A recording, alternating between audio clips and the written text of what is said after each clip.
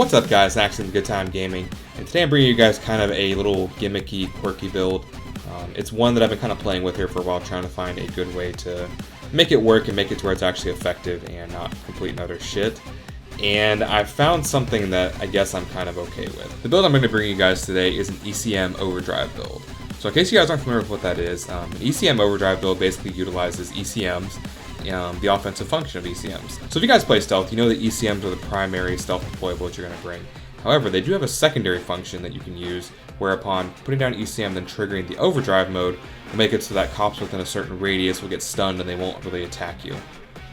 The radius is not that huge. Sometimes, even though they might be in the radius, they'll still sit there and shoot at you.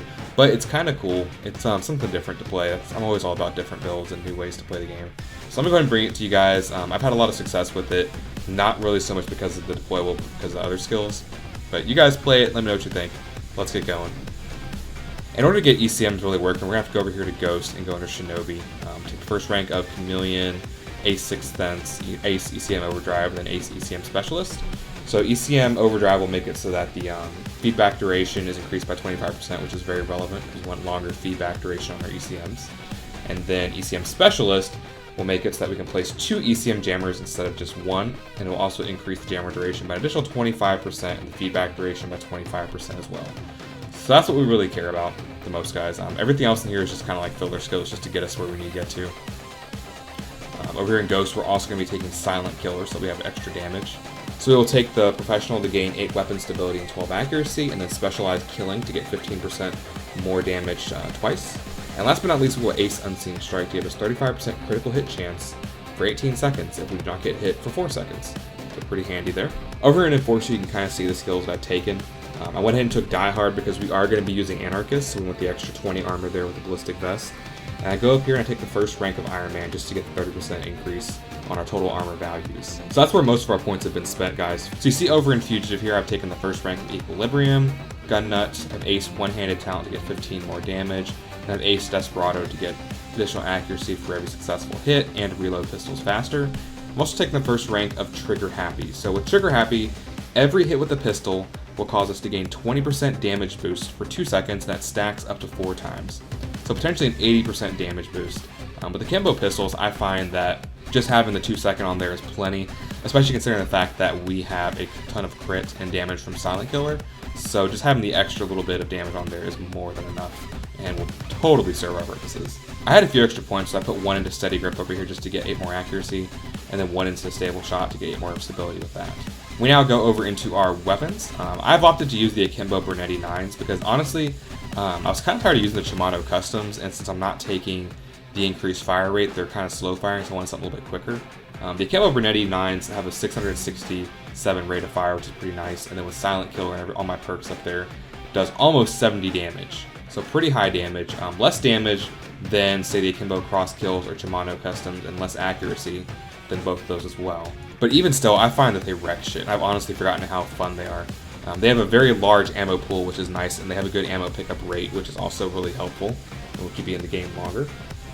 I have one of the biker skins on there, so you see it kind of looks pretty sweet. Got a big old suppressor. For my secondary, I've opted to take the Deagle. The Deagle is really freaking overpowered, especially with Trigger Happy. I mean, you can potentially get 80% damage increase on 184.7 damage. It has 100 accuracy already and 72 stability. I mean, this thing is just a monster.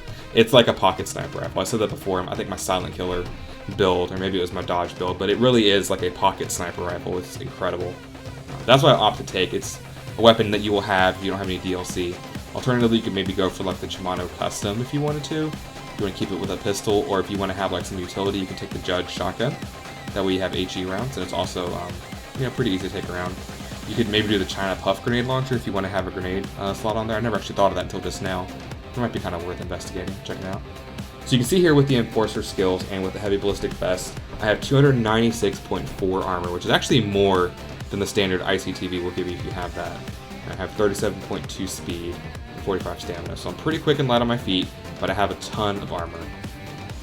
Like I said, we're taking the Anarchist perk deck. So basically with the Anarchist perk deck, most of the ranks convert our health into more armor. So you see here at the Rise Above rank, this 50% of our health converts into 120% armor, so it's actually a net positive. And then dealing damage grants us 10 armor. This can occur once every 1.5 seconds. So that actually does stack with Bullseye in the Enforcer tree, so you can get quite a bit of armor if you're hitting headshots with that, which is pretty nice. And then also with Blitzkrieg Bop, which is the very first rank of this, whenever our armor does get depleted, we're immune to health damage for 2 seconds. That's actually really, really helpful, because sometimes you might find yourself kind of teetering on having no armor, so if you take some damage there, you're going to be okay if you get your armor busted. 2 seconds is plenty of time to try and either get a kill or get back into cover. Alright guys, so we're in the safe house here. I'm going to kind of demonstrate real quick how ECM Overdrive actually works. So I have my ECMs here. They deploy very slowly, so kind of be aware of that. I'm going to put it right on her face right there. There you go. Perfect. So you see here it's kind of highlighted, and there's a little interactable there that says press F to turn on ECM Feedback. I'm going to go ahead and hit that. Let me get some dubstep.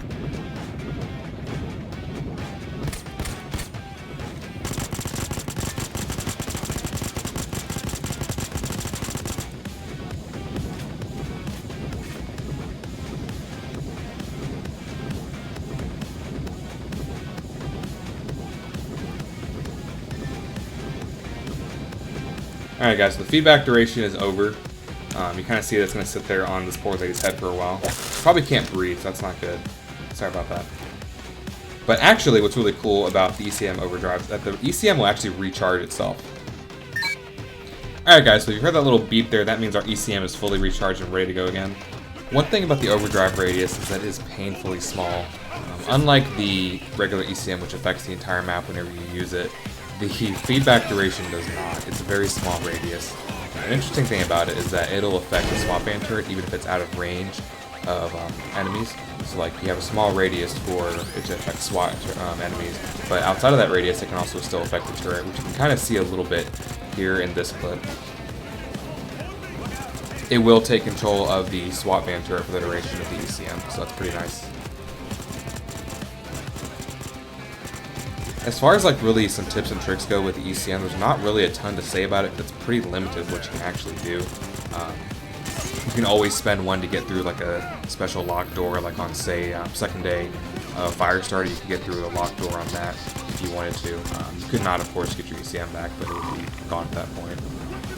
You can also use it if you're like stationary, like if you're on maybe doing rats, you can put it downstairs and then flip the switch and then every 4 minutes hit it again just to keep that going. On high speed, you're moving around a lot, or you don't really have a good opportunity to put it down as a kind of like stationary defense. You're best off saving it for like an oh shit button.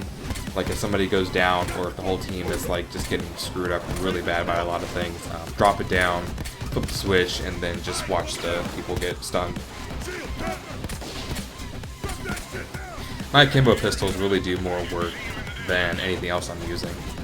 One of the reasons I wanted to go with the akimbo build with Grid is that, you know, they kind of tear through enemies pretty quickly, and you want to be able to take advantage of that whenever you do have ECM Overdrive up. The quicker you can get through an enemy, the quicker you can move on to the next one. And just keep on clearing them and clearing them and clearing them. You can see me pretty much mow through dozers, mow through shields, tasers, whatever it is. Anarchist provides constant armor regen from hits as well as a standard regen, and then of course having Bullseye aced with Enforcer gives me extra regen for every headshot I get. Really, it's a lovely build. It works well. If you really just wanted to use kind of like everything except for ECMs, then it wouldn't really be an ECM Overdrive build. But you could put those points somewhere else and get like ammo back and still have a pretty kick-ass build at the end of the day.